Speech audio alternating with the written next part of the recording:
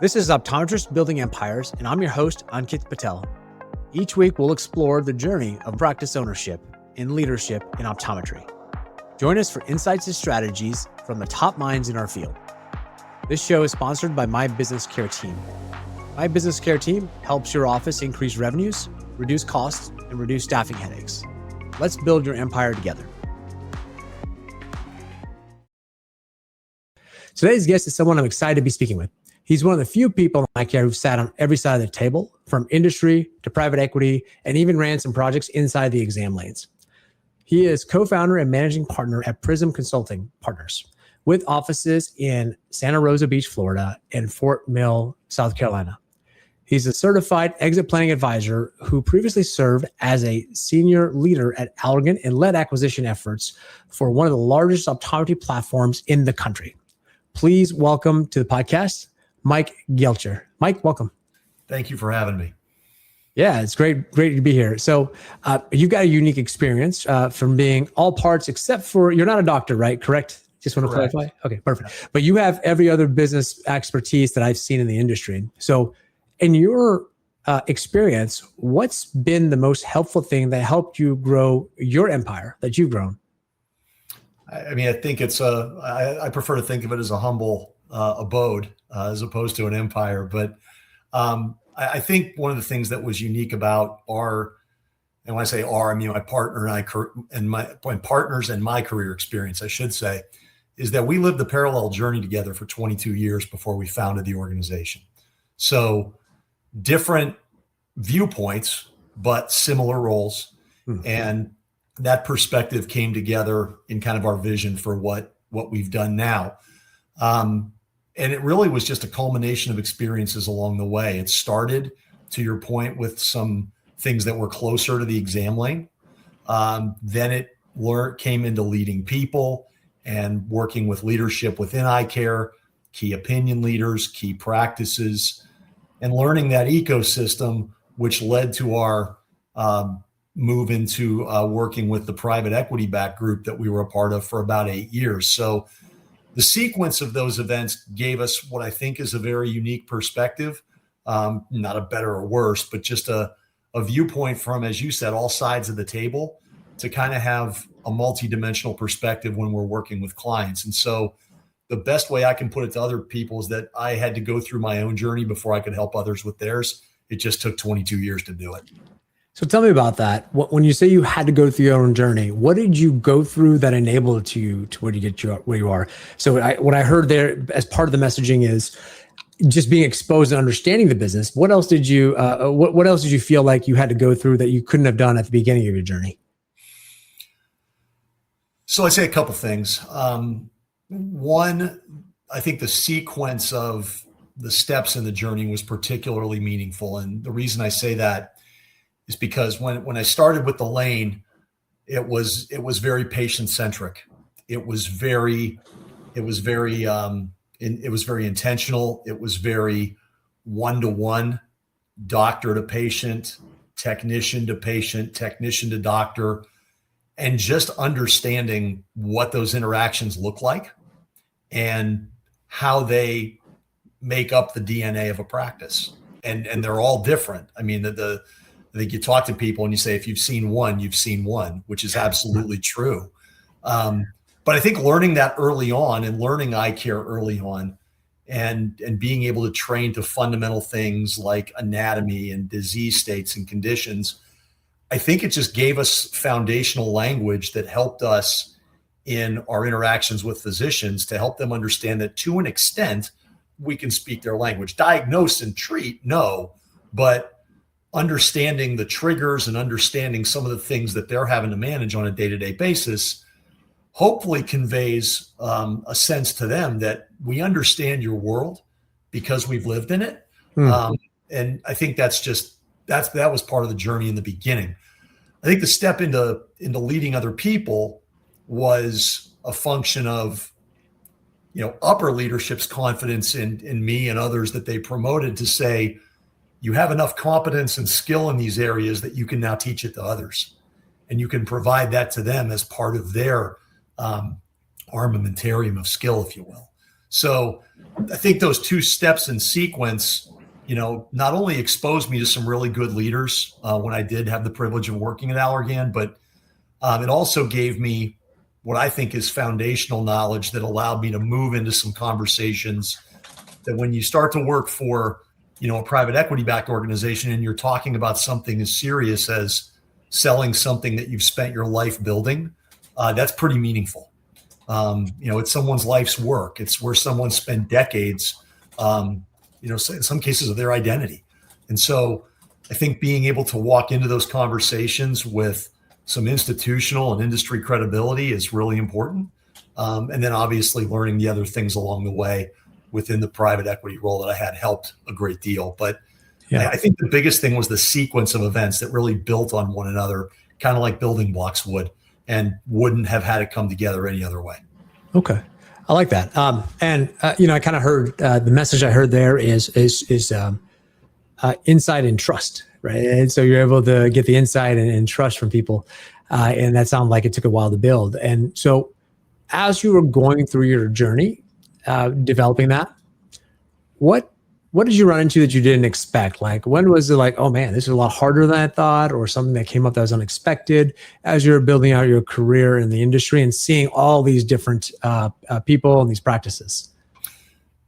When you're new to a role, relatively speaking, you're somewhat ignorant. And I didn't realize that until I got a little further along in season in different roles. But I guess when I realized it the most was probably when I got into the industry in 2004. We were launching a product into the marketplace, and we were also promoting some other pharmaceuticals to the doctors. So we had kind of a mixed bag of products, if you will. And so one of the things that I always prided myself on was knowing that we had, the clinically best option for people. And it was always to sell to the best clinical benefits to the patients, the best clinical benefits to the doctor in practice. Excuse me.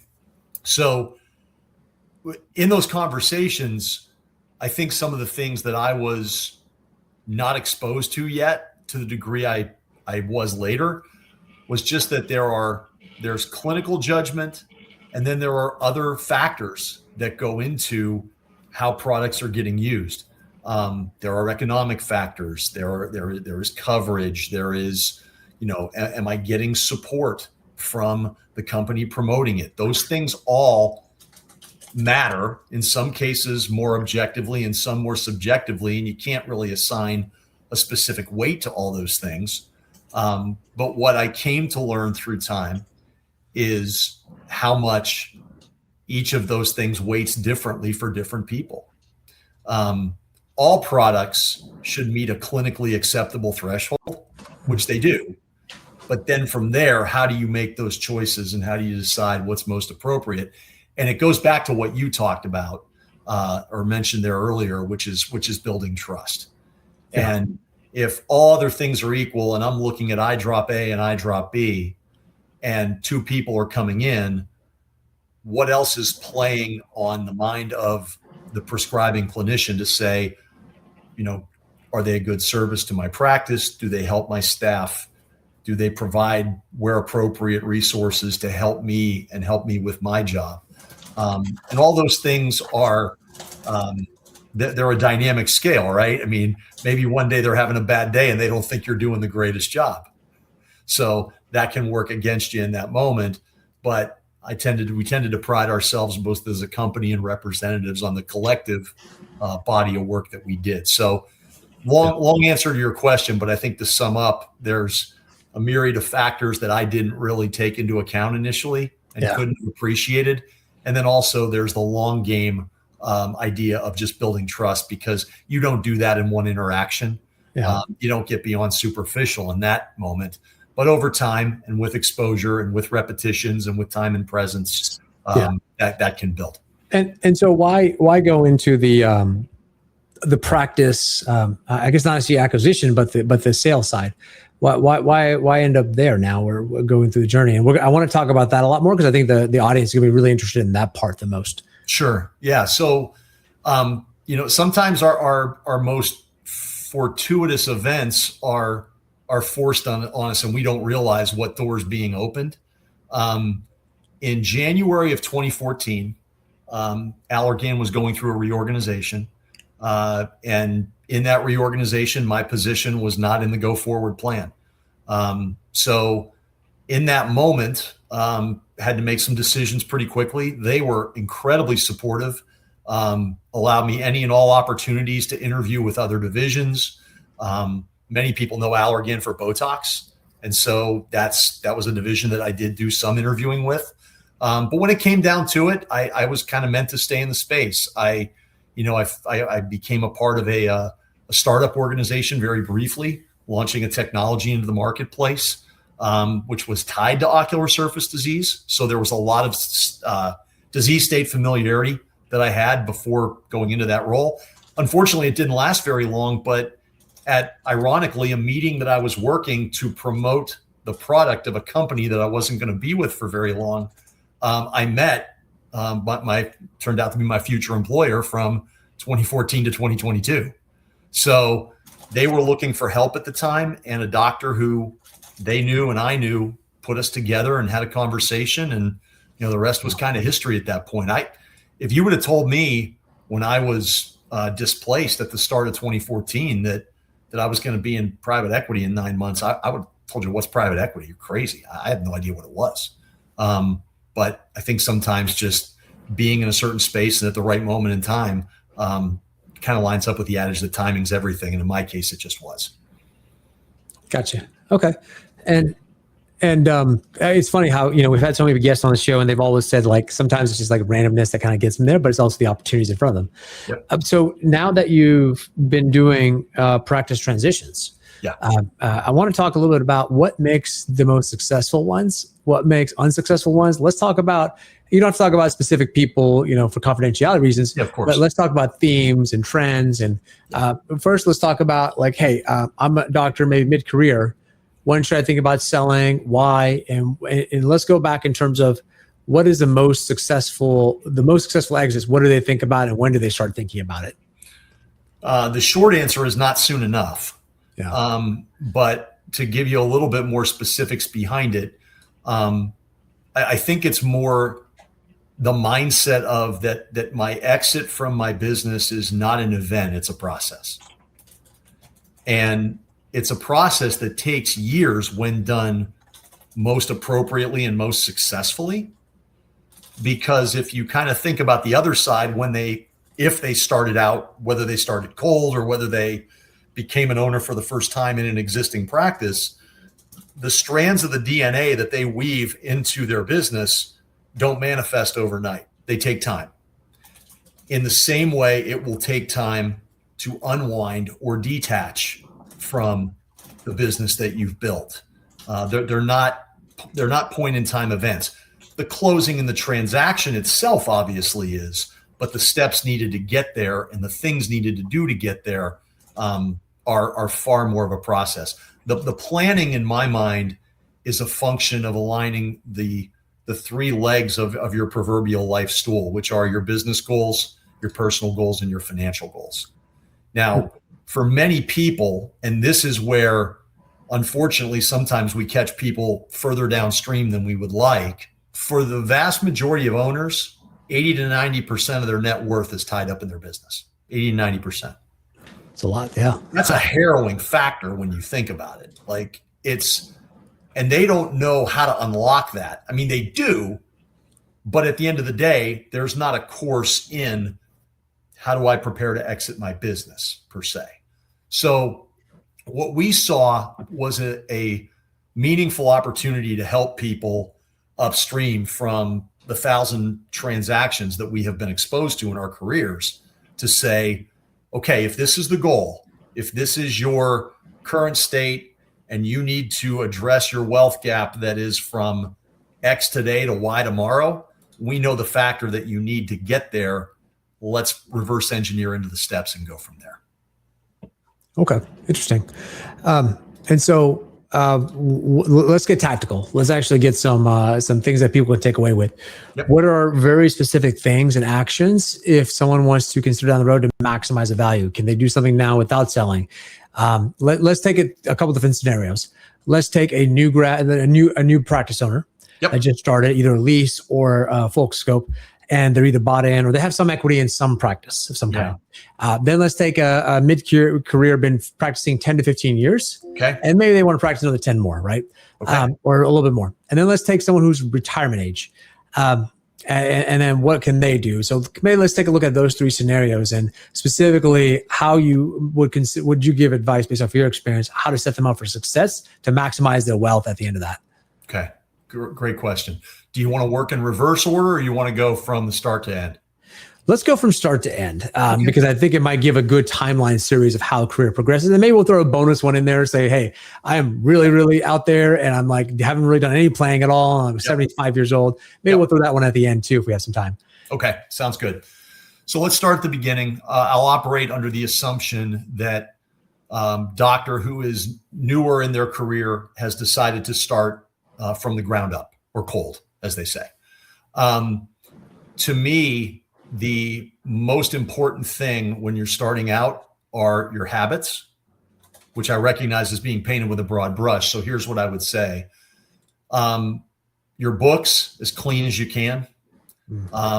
Run appropriate expenses through the practice, not excessive. Make those minimal, i.e., a car, like that's okay. Like you can do that. Country club memberships, maybe not so much. And those are two granular examples. I mean, I'm sure we can, talk about others if there's specific questions, but the idea being you want to keep your books clean. You don't want to run up credit card bills to pursue your points so you can pay for things. That becomes a never-ending circle you don't want to chase. So those are a couple examples in the beginning. But one thing I would key on is like the habits of your present catch up with you in the future. So whatever habits you're doing today, they're going to build. And if you buy into the book that was written by James Clear, Atomic Habits, then you know that it can compound either direction. So whatever you're getting into, just be intentional about why that habit's helping you or hurting you. And if you're questioning that, the good news is there's a lot of good people in this industry that can give you third-party objective perspective to say, you might want to think about this, or this, and there are no strings attached. Just have a conversation and see what the answer is. So I would say when you're starting out early, be very discerning about your habits because you can be unwinding that DNA later. Let's talk about that a little bit. Let's do some math real quick. Let's say a country club membership. You could count that as marketing technically, right? You're building your business, you get out in the community, but you don't have to. And the reason being is I've heard that, look, your books are clean. It shows a true EBITDA and true profit margin that you really have. Because if someone else buys you, they're not going to have the country club membership, right? That's not going to be their sales strategy. They're probably not going to have the car either, but the car is a little more justifiable, right? So let's go back to the country club membership. Let's say I'm going to make a number up, $10,000 a year. Okay. Right. You're technically doing that and your tax rate might be 30%. So you're really saving 30% on that membership. So the membership, you're really paying about $6,000 on it if your tax rate is at 30%, assuming that's the worst case scenario. And a lot of times it may not be. Right. And so you're doing that, but then it might hurt your valuation down the road. Sure. Because someone might say like, well, that may not be a good strategy, or it may not be true, but people will use that as ammunition against you when you actually buy a practice. Is that accurate to say? Yeah, I would say it's more accurate than not. If we're kind of hedging on statements, what I would say too, it's a good point you bring up on the country club membership. What I would say is, look, if you want to use it as marketing and you're taking a potential prospect or somebody to dinner there, don't put the membership in your expenses, but put the dinner in there. Like that's fine. Like that's appropriate. Like there's two things can be true at the same time. So I would agree with you on that statement. And then also, if you think about, okay, I'm going to save $10,000 now, it's kind of a short-term gain, long-term loss, or vice versa. So if you're going to take $10,000 away, that's a $60,000 hit on earnings if you're talking about a private equity type sale, assuming a 6 multiple. Obviously, in a private sale, those numbers look a little bit different, but the idea is the same. Yeah. No, I think that's so now let's say we start off our career, we have some good habits, our books are clean, our EBITDA, our finances, we feel very comfortable that that's our actual profit margin. If I sold the business, someone taking over would have very much the same profit margin as me. It wouldn't be a big shift. There's not a lot of seller discretionary expenses, those type of things. So that's when you're starting off your career. What about, I hear this a lot from folks that have really had success in our podcast is being a part of groups. Having surrounding themselves with other like-minded folks, whether it's a mastermind group of some kind, there's lots of them out there. What about that piece? Do you see that as a success strategy of helping people grow? It can be. Can be, okay. So it can be. To me, if we're kind of transitioning to the middle career and the practice is growing, the good news is the practice is growing. The bad news is the practice is growing. Your shoulders are getting heavier as the owner, because what you knew to be normal at 500 or 600 or 700,000 is not normal at $1.1 million, $1.2 million, $1.3 million. The needs of the business are changing. This happens in private practices. This happens in private equity-backed organizations on larger scales. The needs of a business change. So as they change, what steps are you taking to either build or harvest? And harvest meaning I want to exit. We view it as grow versus go. Okay. And either one's okay. I'm not saying one's better or worse than the other. So when you talk about mid-career, the best example I can think of is when you start getting to that 7-ish figure threshold, million, $1 million, $1 million, $2 million, you need somebody on that floor managing day to day. That can't be you if you're still producing in the clinic, if you're producing in the lane. Your time and your presence is dedicated to the people that matter the most. And those are the patients who come in and trust you. But there has to be somebody else managing a growing business, because growth is good, but also if there are deficiencies, those are going to get more exposed as well. So it works both ways. My thing becomes, if you believe in the adage that you have to spend money to make money, this is one of those critical thresholds for a practice. And I don't assign a specific number to it because it's different for every business. But to say, I got to start working myself out of some jobs and stop spinning 7 of the 14 plates that I got to spin as an owner if I'm going to free up my most valuable asset, which is my time.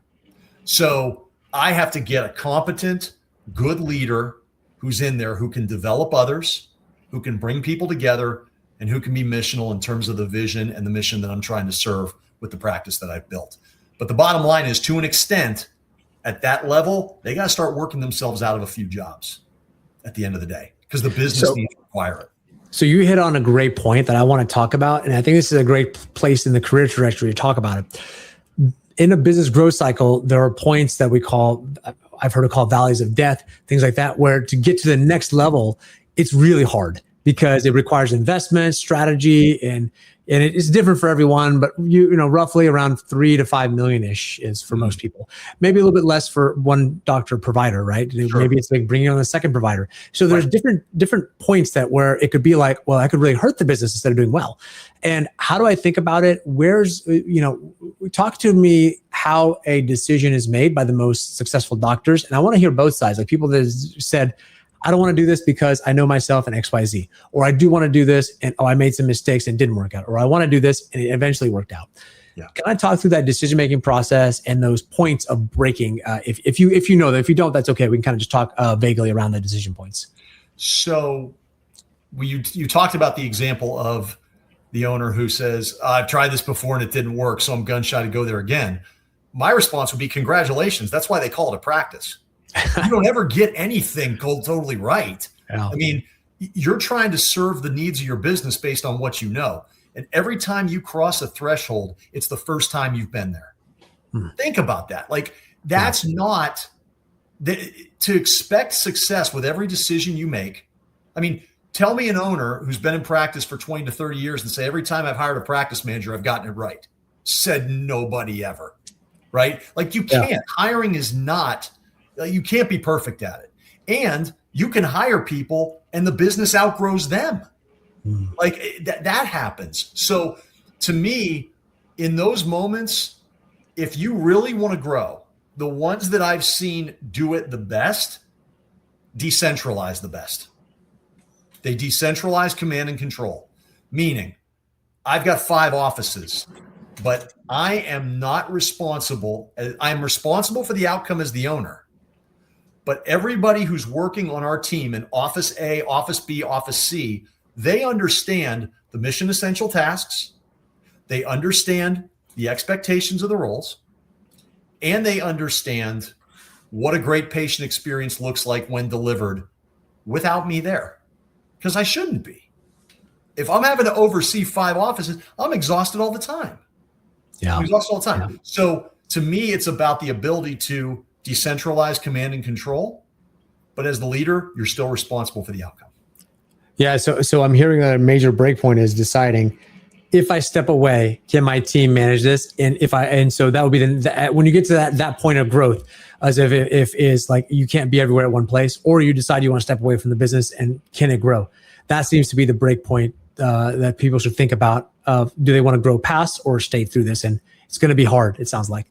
Yeah, I mean, it can be, depending on, frankly, the person's need for control. And again, it's not a value judgment either way. It's just, if you know yourself, as you said before, and I know that I'm going to get to a certain threshold, it's just going to be too much. Okay, then let's talk about, what a good harvesting strategy looks like at that point. And I think the other thing that, I hear people use this phrase, and I chuckle at it because of the way it's used, but somebody says the phrase, I'm selling out. I don't look at it as selling out. I look at it as you're cashing out. Like there's a point at which you need to access that net worth that's built up in your business, unless you're one of the few people whose retirement or next phase strategy does not involve your practice. There are a few, but they're the exception to the rule. For most people, that statistic, about 80 to 90% of your net worth being tied up in the business, that rings very true. What gave me an appreciation for that was taking for granted the fact that I was a W-2 for 22 years of my career, and then I moved into this thing called K-1. And it's not the same. The business gets everything first, and as the K-1, you get paid last. That's a big distinction that when compounded over 20 and 30 years, that can have significant effects. That is. I like your point. Like, hey, look, maybe the strategy is more around harvesting, because wealth isn't always at the end. It could be at the beginning too. Yeah. Right. So like maybe there's things around entity structuring they may know about. So there's other. So to build an empire, sometimes it doesn't have to be about growth all the time. It could be other things. You can maybe harvest the money and invest it in something. Absolutely. Yeah. Like a franchise or market or something else as a path to growth. Right. Excellent. I love it. Now let's get to someone who's a little bit more, let's say they're old, past 50-ish or so, or they're around that time where they're like, I've done this long enough. I'm proud of what I've built. I've got multiple locations, really high profit margin, doing great revenue. What kind of multiples can I look at based off of where I am in my business? And what kind of, what should I be thinking about if I want to sell, or what should let me know to sell versus not sell at the moment? And what should I think about there? Yeah. Well, there's a lot to unpack on that one. I know. I'm sorry. I threw a lot of questions at you. No, it's the right one. And I kind of go back to go kind of beyond just the transactional answer. I think about how much of their identity is in the practice today. For some people, this is all they do, and I'm not judging that. That's great if that fulfills them and makes them happy. There are other people who say, I've got these community organizations I'm involved with. My kids are at a stage of their life where my presence is more needed than ever, and I'm not going to get these years back. I've had people decide to make that harvesting decision for those reasons. I think about the alignment, again, to go back to those 3 legs of a stool: your business, your financial, and your personal goals. Like, if you've not spent any time with that, I would encourage you to. And you can do that with all different kinds of advisors. If you want a third-party perspective, or talk to your partner, spouse, whomever. But I would be seeking alignment there before I take the step to say, okay, what does this look like in a transition? The idea here being like, I have to think about, as a business owner, What happens on the Tuesday after I've sold the practice and I walk in? What's my day look like? I no longer have to spin the 9, 10, 11 plates that I've had to spin. Like, those decisions are now being made for me. So is my time going to be occupied? Is it going to have other fulfilling activities? Are there other things that I want to do beyond seeing patients? Because most would stay on in a transition of a sale, at least for some period of time. But I'd be thinking about life outside my maybe my profession, my job as an owner. What's my life outside that? And there's only so much golf you can play or fishing you can do. I mean, at some point, you want to ensure that you're not getting, idle hands and too much time on your hands to think, because that's one of the things and one of the reasons that many owners after the sale of a business end up having some sense of regret, because they've not taken the time to think about what that chapter is going to look like. And so let's, I don't want to dig into, there's a lot we could talk in there. Sure. And we'll leave it at that for folks. And maybe they can, they obviously reach out to you afterwards if they're more curious. And I'm curious, let's talk about one last thing I do want to talk about from a tactical standpoint. Mm-hmm. What do I need to prep? If I really am serious about selling, how many years should I start thinking about it prior to selling, if I can? If you want to give me some things I've heard, if that helps kind of prime it. No, I mean, depending on the level of success you're seeking, right? Financially speaking and otherwise, I mean, a good exit strategy, probably 5 to 7, a real thorough one. That's not to say that it has to be. You can still be successful and build a good business that's exit ready, and we can talk about what that means, in 3 to 5. But one of the things, especially if you're thinking down the road of a third party sale or to a private equity group, if you are relied upon for patient care in the current structure of your business, that will be a condition after you sell. So you have to almost say, okay, if I want to fully retire and I want to do that in 5 years, and I'm seeing patients 4 days a week currently, you need to subtract from that broader number or add, depending on how you're looking at it. If I want to be fully retired in 5, you're going to work for 3, 4 maybe, and then you got another 1 to 2. And then you're at that threshold of the new chapter, however that's defined for you. So I think that's one of the things that people think about from the perspective of, okay, I'm selling it, but I still got time to go. So you have to kind of think about that timeline with a little bit of flexibility as you're looking at making that transition. Again, going back to the idea that you didn't get into this overnight, so it wouldn't make sense to exit successfully overnight either. Yeah, that makes sense. Yeah. So what are you most excited about for the future of the industry based off of where you sit? I mean, if you it's an excitement and it's a caution in the same thought. The profession is growing. Its scope is expanding. Those are all really positive things, which by extension means it's diversifying, which is not a bad thing at all. It's a great thing. The risk is chasing the shiny new toy every year. That's the risk. I think the most successful practices just have their mission and what they do incredibly well defined. And their teams understand it, and the patient care is top notch. I've had the privilege of working with some of them. And those practices carry such appeal to the outside investment world. Why wouldn't they? And the balance sheet and the books reflect it, but it's almost like the financials are a byproduct of the DNA, not the other way around. They do something at such a high level with such great consistency, it's mundane to them. They don't even think about it. It's like you and I going back a few years and saying, let's go watch Roger Federer hit a backhand.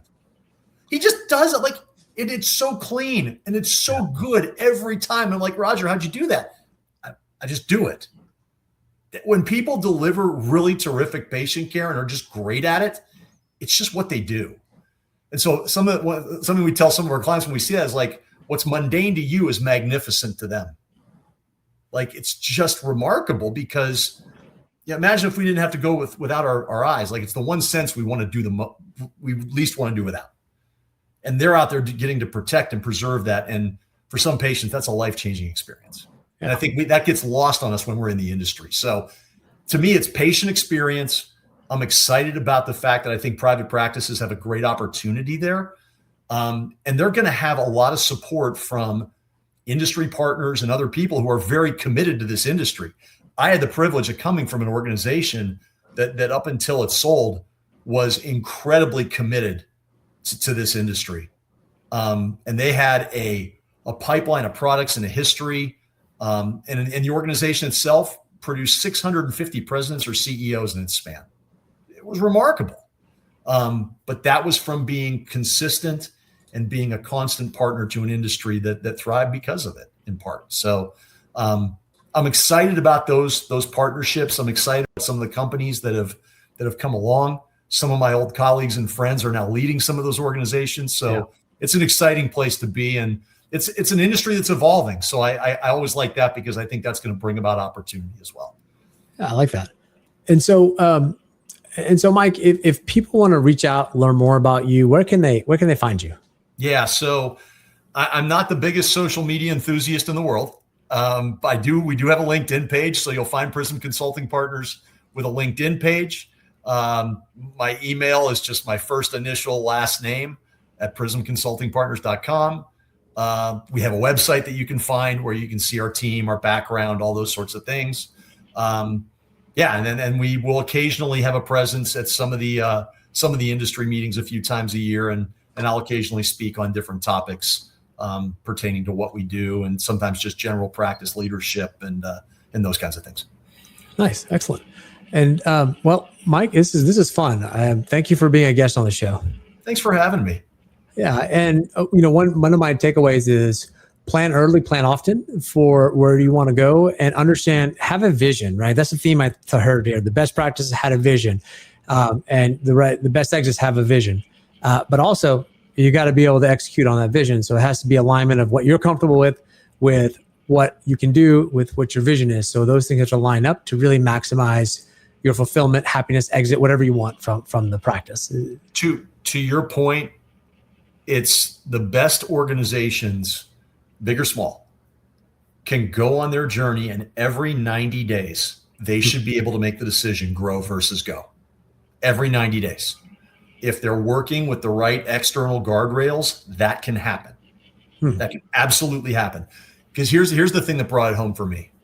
None of us are guaranteed tomorrow. And I don't say this to be morbid or to be doom and gloom. We helped 2 clients last year sell in spite of cancer diagnoses, in spite of real life circumstances that could impact any of us tomorrow. Yeah. And I don't think or believe, we use the term exit ready, not because we think people want to sell tomorrow, but because we can't predict tomorrow. So we don't know if tomorrow's coming at us like a ton of bricks, and we're going to have to make some kind of totally unforeseen pivot because life throws us a curveball that we never saw coming. To me, the only antidote against those circumstances, unwanted and undesirable as they obviously are, is preparedness. And just having your business and your house in order so that if life comes knocking, it's okay. It's not the end of the world. I can make the pivot. And when life is messy, that transition becomes a lot more difficult. So when I say exit ready, that's what I mean. You might go along 10, 20 years and never sell the business. That's totally fine. But you have a lot more peace of mind at night, sleeping and knowing that if something did come along, I would have a game plan for handling it. I like that. And I want to thank the audience. If you learned something or laughed, please share the podcast with a friend or a colleague. And don't forget to hit subscribe because you'll never miss an episode. And if you see the meeting link in the notes and schedule a meeting, I'll be happy to send you a copy of my book, Optometry Redefined. Thanks again, Mike, for being on the show. And this has been another exciting episode of Optometrists Building Empires. We'll see you next time. Thanks. That's a wrap on another episode of Optometrists Building Empires. Thanks for joining. For show notes and more, visit buildingempires.live. This show is proudly sponsored by My Business Care Team. My Business Care Team was born out of staffing challenges my wife and I faced together, managing multiple optometry locations. We refined our approach at Classic Vision Care and now offer our expertise to others. If you're experiencing challenges with staffing and you'd like to set up a discovery call, we'd be happy to help you and connect you with the right resources. We'll see you next time.